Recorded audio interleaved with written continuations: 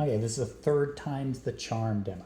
So what I'm going to do is demo a report writer I wrote using the Programmable Mind, or not a language-based interface to a report writer. This is source code for the demo. It's here. This file is the knowledge module that describes what to do when people save commands, I guess, in English. I just want to show the config here to show that I didn't write any. The bulk of the knowledge of the definition doesn't know anything in particular about the database in the backend. The backend database is Mongo. I just downloaded their sample database. It has stuff about Airbnb and users and movies and whatever. I just told it which. So the configuration for the configuration, I just tell it which collections to hook itself up to. For each collection, I tell it what field is the important field that contains the, like if you say show the movies, it'll show the movie and just show the title. Because that's just the way I wrote it. I mean, it's just all arbitrary. And then the code goes through, looks at the collections, and then just creates words that, so it knows which word correspond to which backend. Well, I called it column because I'm used to writing SQL. I probably should have called it property, whatever. I just want to show the configuration is very simple and doesn't, and the code is very general. The configuration is simple and doesn't really care what the backend database is, as long as the words of the properties have like English names. And if it doesn't, you'd have to make this more sophisticated. But this is just a POC, so I'm not demoing that. So POC, so there's a report writer.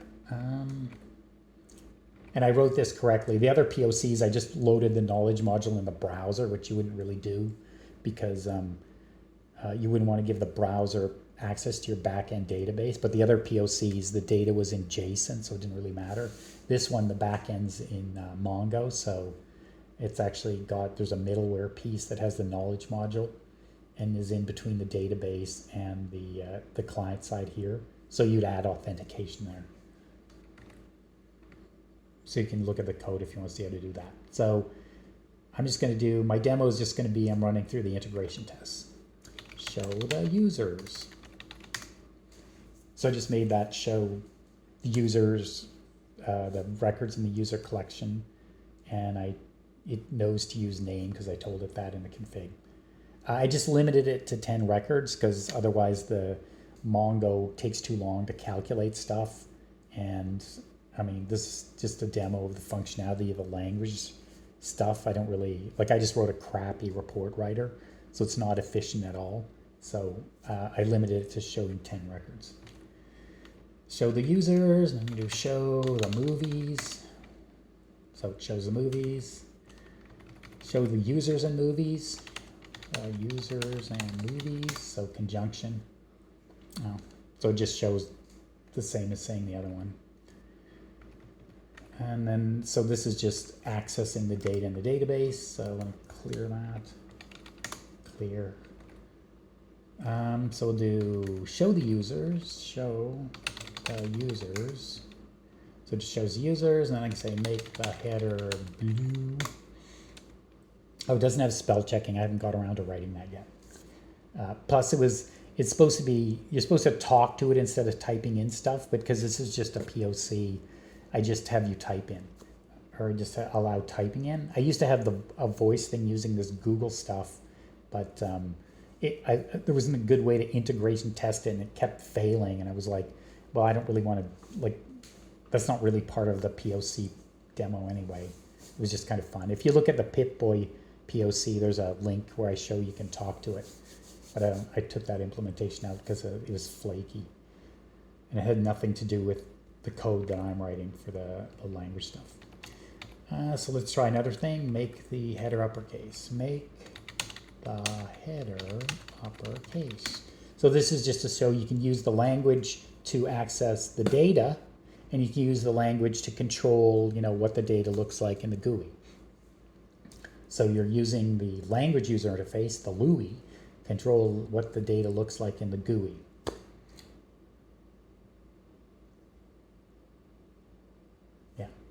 Okay, so we got that, and make the header background blue. So we'll just show another thing. Make header background blue, or we'll make it green. Green. So just showing different ways you can control the GUI. In this case, I just had to do CSS, I think it was. CSS rule.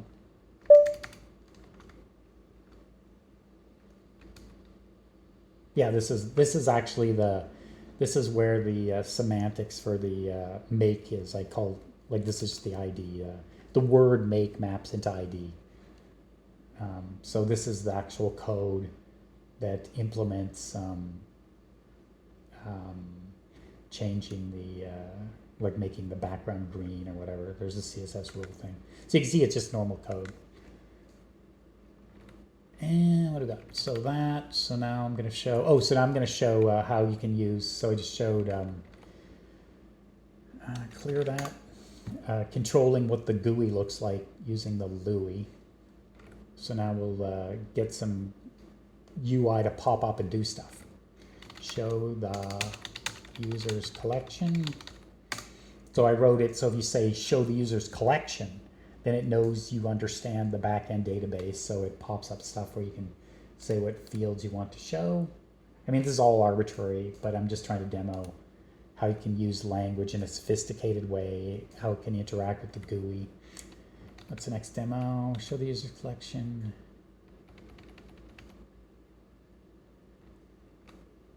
Oh, this is the demo, so I did some work on naming things because humans can name things.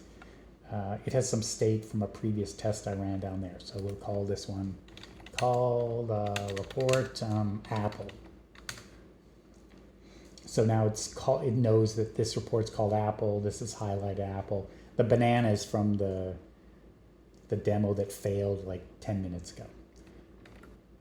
And what about show the movies? So we'll do clear, show the movies. So now just to show the naming work, if I click Apple, it goes back to the report. So it sort of shows the interaction between the GUI and the LUI again. And if I can also, instead of, like, I use the GUI to click Apple to get back to that report, but I can also use the LUI. Show the movies. Show Apple. So it's you know, I updated the state of the knowledge module by creating the word Apple and mapping it to that report, and then I could say show Apple, and it also shows ambiguity because I can say show the user's collection, I can say show the users, show Apple. They all are slightly different backend implementations because they're doing different things, but it shows it. I mean, like the ambiguity of how to interpret show is not a problem. Show the movies and add various fields. So just clear that, show the movies. And then I just wanted to show I could show more columns. Show more columns. So it shows, wow, it shows that the word show is heavily overloaded and the system still handles it. And then I just pick more columns. There's certain columns I can't pick because it'll crash because the report writer light that I wrote can't handle the columns, but that's just a POC thing. I don't know, year and directors. Let's see what happens. But yeah, so that works. So that's again showing the GUI and the LUI working together, which is nice. And the thing about it is that when you do LLMs, the state of the LLM is actually something to do with a neural net. And then if you're trying to hook your LLM up to an actual program, the program will have its own state and there'll be two different things and they have to somehow sync them. But the way this works, my thing works, is the knowledge module is written directly against the same data structure that the GUI uses. There's no syncing problem because they're using exactly the same data structure. So you can make changes with the GUI and you make changes with the LUI, and they both know about each other because it's the same data structure. What is 2 plus 2? What? So this is just a demo. What is 2 plus 2? So there's a response there, 4. So because it's using, I included the math knowledge module. Because of the math knowledge module, it knows how to answer that question. I mean, if you didn't, so it shows you can get language. You can, so some of the responses change the GUI, like by making the headers blue. Some of the responses change the data. And then some of the responses are just English language responses. So it has all these different modalities. Okay, show the user, show the email. I guess this is just more demoing ambiguity. Show the users, show the email. So it knew to add, it didn't try and look for a table called email. It's because like it can handle the ambiguity. It knew, oh, I want to add email to the users table. Show the users, show all the fields. Show all the fields. So it just adds all the fields like you expect it to do. More ambiguity demos. Sort by name ascending. Sort by name ascending. Okay, so, and again, I'm only showing the first 10 records because otherwise my little teeny server box cannot handle the load. And it would just be demoing Mongo anyway, not the language stuff. So it's sorted by name. And then show the user, show the sort by name descending. Sort by name descending. Voila. Oh. Okay, I guess it doesn't account for case, but whatever. I mean, that's just a bug. It's the programmable mind. You can go fix it because it's just a bug. It's not the trained mind where like, well, if it doesn't sort right, what do you do with one of those trained things? I don't know. You try and tell it to do it the right way. Does that work? Who knows? This thing is 100% programmed, as you saw earlier. So if it doesn't do what you want, you just go fix it to do what you want. Oh, so then this is to show fancier stuff where you can like, the other stuff is just listing things and sorting things. That's easy to figure out. So this shows complicated groupings. Show the movies. What was it again? Group by genres. Group by genre. But so, I mean, the UI isn't the nicest, but I just wrote the report writer really quickly. So there's the genre. There's the movies. Obviously, so it is doing a group by genre. If you had a real report writer, it would look nice. And it's super easy to access, so that's cool. And this is the demo. Clear that. Show the genres. So genre is actually a property bag in each movie record. So this shows that I designed it so if you say show the genres, it'll find the genres and it won't list one record for each and have crime at one record for each, one genre for each record. Instead, it groups them and gets rid of dupes. Graph, oh, this show graphs, so we can do fancy stuff. Graph, what is it? Genre, oh, let me just cut, oh, I'll type it in. Graph the genre, and the number of directors and movies, and the number of directors and movies, boom. So, hopefully I didn't have a spelling error. There we go. Yeah, so that's just showing it can do graphs. You can access graphs in English that is like messy code to write that like non-programmers can't figure out. I was supposed to demo just genre and number of movies, and I missed that. I did this one, so skip that one. Just to show multiple graphs. Like if you want to set up a dashboard, you can have multiple graphs. So clear graph the genre and number of directors. Graph the year and number of movies. Graph the year and number of movies. And again, it's slow. It's a little teeny. It costs $150 for the server. It only uses like 32 watts of power. And again, so it just shows accessing like things that are complicated for a user to figure out, but it's not complicated for a user to figure out how to say it in English. What's this? Oh, and this is, so I wanted to do some conversational stuff, like context-based conversational stuff. I already showed one with this naming thing before. That's context-based conversational stuff. But I wanted to do to just work the back end. I use these POCs to come up with ideas for the knowledge modules and the back end code and find bugs. So I wanted to try working more conversational stuff. Show the movies. Show the movies. Add genre to the second table. Add genre, second table. So this is just to show that that the language knows what the GUI has, and you can use normal conversational stuff that is subtle. Add director to the first table. Add director to the first table. So it knew what the first table was, knew what the second table was. Yeah, and that mostly uses a framework, I think. Oh, and then I wanted to do this for one.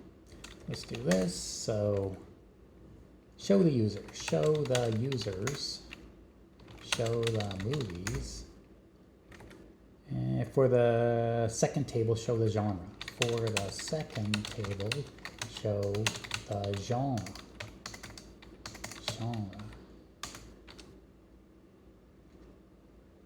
And again, it's just showing this conversational stuff. I wanted to say something about that, but I forget. Maybe I'll remember. Clear. Show the users. Show the movies. Movies. Again, it doesn't do spelling mistakes, and I didn't even bother writing any feedback because it's just a POC. This is more about showing what can be done, not showing a shipping quality product. I have to keep saying that because like I did 30 years on only shipping quality products. So this POC thing is like, it's not the way I normally write code. For the first and third table, show the email. For the first and third table, show the email. Bloop. Obviously, everything I demo is going to work unless I have a typo. What did I want? Oh, so some of the sentences, you'd expect it to work with this kind of conversational first and third thing, but it doesn't work. But that's just because I didn't get around to updating them to use the new code that knows how to do this. I originally didn't have it do this. I'm just adding functionality. So if you try a sentence and it doesn't work, like the first and third doesn't work, it's just because I didn't update the code to have the new way of understanding references. This is all very trivial. This is just a POC, so I'm not like grinding out all the details like shipping quality code. Oh, this is just a different way of saying the same thing. So let's do this. Show the users, show the movies, when you have like natural language systems, you want to allow all the different ways that people can say things to work. You don't want to have just the one way that works, because then it has a low probability. Users have a low probability of success. You need to be able to do all the different ways. So there's just a different way of saying the same thing. Add the email to the first and third table. And the thing that gets the first and third table is the same code as the other one. It does some framework stuff. Okay, so let's do a sort. So people like saying sort. What is it? Oh, this is to show sort, but it's also to show combined with these contextual references. Show the movies. Show the movies. Sort the second table by title. Sort the second table by title. Well, again, I guess E with that weirdo thing on top of it comes before all the other letters. I don't know. Obviously, again, it's a programmable mind, so you could fix the sort so it works. But you can see it understood the reference. Oh, I did do this. clear, so do what? Which one is this? Users movies. Show the users, show the movies. And then I'm just going to show it working with that reference thing in the sentences involving the GUI updates. Make the header of the second table blue. Blue! Amazing, it worked. That's the great thing about demoing the integration tests. All right, clear that. What are we up to? Show the users, show the users, show the movies. Move the second table up. Oh yeah, I want to do stuff about like moving stuff around. So it shows, like with the LLMs, it's difficult for them to sync with visual because they're text-based. So, but because this is the programmable mind, well, it can sync with visual because the programmer that writes the code can just write the implementation, so it knows what how to sync the visual utterances with state changes on the report. Move the second table up. Bloop. Move the second table. Oh, that was a typo. First. I'll just do this now. Move the first table down. Move first table down. Voila. And so you could see when I moved the second table up, well, what was the second table is now the first table. And then when you say move the first table down, it knew to move the movies table down rather than the original first table, which was the users. And again, because the programmable mind's like just, it uses exactly the same state as the report writer. Make the header blue. Make the header blue. So this is more integration of the GUI and the LUI together. So I said make the header blue, but there's actually two headers, so it doesn't know which header. So it doesn't go, I mean, I could have had it made all the headers blue, but instead I wanted to show how the GUI and the LUI can be integrated. So, I mean, obviously the graphics in this are horrible.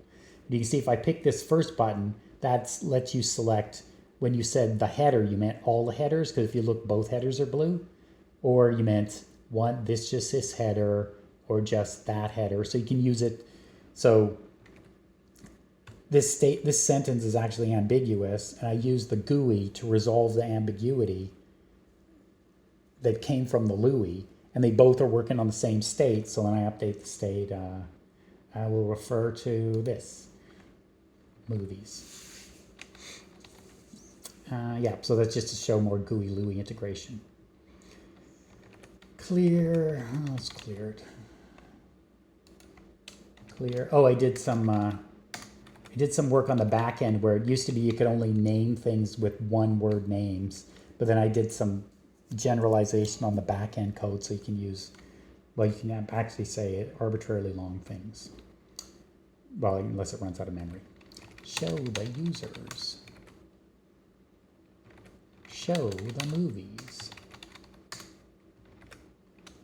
Call the second table Fred the Wonder Dog. Call the second table Fred the Wonder Dog.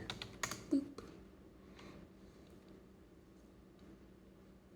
Oh, this wasn't for naming. This was for, this was for the title of the table. So it updated the title table to be an arbitrarily long string of words. What I got here? Make a pie chart of the genre and number of movies. So this is just to show.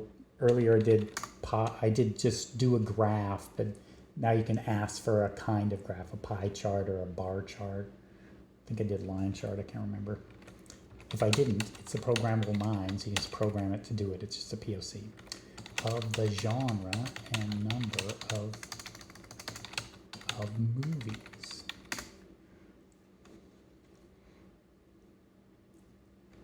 Oh, did I type something wrong?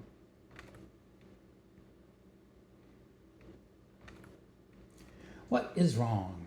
Oh, okay. Yeah, this is just, I probably don't have it limiting itself to 10 records on the back end, so it's slow. So it was probably the Mongo that's slow. It wasn't a language thing that was slow. So, oops, just a POC. Show the users, show the movies, move the table up. Oh, this is more sort of context-sensitive understanding of what's going on. Clear. Actually, what was this other move up one? Well, I'll just demo this move the table up, just since I have it written down, so I don't get lost where I am. Oh, right, this is to show the, you can use more abstract references to things. I'll skip these to move the table up because I already showed these ones earlier. Graph the genre. Oh, okay, so this is another graph one, but I show you can use the language to update the GUI chart to be a different chart. Graph the genre and number of movies. Graph the genre and number of movies. Change the graph to a pie chart. Change the graph to a pie chart. So it's basically, I'm just showing that you can have conversational language about the current state of the report. I mean, obviously I didn't add like a billion details to this. This is just a demo, you know, sort of directions you can go with your features and what it could do. Oh, this is to show higher level language elements. So what is it? Graph the genre and number of movies. Graph the... And that's to show the word it. Change it to a pie chart. Change it. It's actually using this knowledge module called the STM knowledge module, where it's actually using it. When you say change it, it knows that it has to be something that's changeable. So then it looks in the STM, or actually, because as you said, change it to a pie chart, it knows whatever you're talking about is a graph. So then it'll look in the short-term memory knowledge module for things, the last graph mentioned, and then it'll change it to a pie chart. So it's not just going, it's not just, like it is not just, it has a meaning that maps into a calculation. Clear, show the users, graph the genre and number of movies. Graph the genre and number of movies, and then move it up. Oh, this is move it up. So again, it's looked for something that, because it's the word move, it's looked for something that's movable, and the last movable thing mentioned was the graph. Boring. Oh, here's another one. So it's gonna, well, let me just type it in. I'll blab as I'm doing it. Show the users. Graph the genre and number of movies. Graph the... So the last thing mentioned is this graph. So if I said remove it, it's going to remove the graph because it's the last removable thing mentioned. But instead I say remove the table. So it's going to look for the last mentioned table and remove that. Clear. Oh yeah, so here's a demo for that. Show the, what was it? Where am I? Users. Graph the genre and graph the genre and number of movies. Boop. And then if I say remove it, it's going to look for something that's removable. And the graph is the last thing mentioned that's removable, not the table. So I'm just showing it can work with the subtle way that people talk in a way that's intelligible to normal people, like non-programming people. Clear. That. Show the users. Show the users. Show all the fields. Show all the fields. Remove the first and third column. So this is showing more of the context-sensitive things where it knows about ordering. It knows about the components of things. So remove the first and third columns. What's that? So it removed the first and third columns as requested. So it was able to look into its current context. It looked for the current thing that had the thing that supported remove in the short-term memory. And oh, this is just going to show. Okay, clear. Show the users. Show all the fields. What is it? Show the movies. remove the second column of the first table. Move the second column of the first table. Bloop. Amazing, it worked. So that's just to show like double context. So within the context of the first table, remove the second column. Yeah, so it shows it can handle like complicated context. And so then this one is going to show the same idea, except it's going to mix it with conjunction, which is, I know the grammar-based systems have lots of trouble with conjunction. Show the users, show all the fields. So I always like to do grammar or conjunction. Show the movies. Remove the second and third column of the first table. Remove the second and third column of the first table. Bloop. So very complicated, context-sensitive thing. Oh, look, it worked. Amazing. My unit tests are amazing. So that's the demo. So I kind of worked on this for 4 months of real time. Probably half the time was me adding features into my knowledge module framework or features into the back end. I didn't get around to spelling. Oh, I forgot to show this. I was going to show it because it's funny. I was going to do spell checking, but I did that. This is version 5. I did spell checking for version 4, so it'd be a little repetitive for me. So I didn't. So then I thought of this fun thing I could do. Show the users. So because of the way the thing works, you can just leave out spaces in between the words and it can still interpret stuff. And I wanted to do that anyway because human beings can do that. So there's no reason the computer can't. Show the movies. So I got distracted by that instead of doing spell checking. I'm going to do spell checking next, though. I had some fun ideas for that. Anyway, so that's the demo of this thing. I'm trying to show integration of the GUI and the LUI together. They both work on the same back-end data structure, that you can ask for things that are complicated to program but use easy normal English. And you can say sophisticated context-sensitive things like about it or the table or first and last whatever of something or other. So that's the end of that demo. Let's click stop. Finish.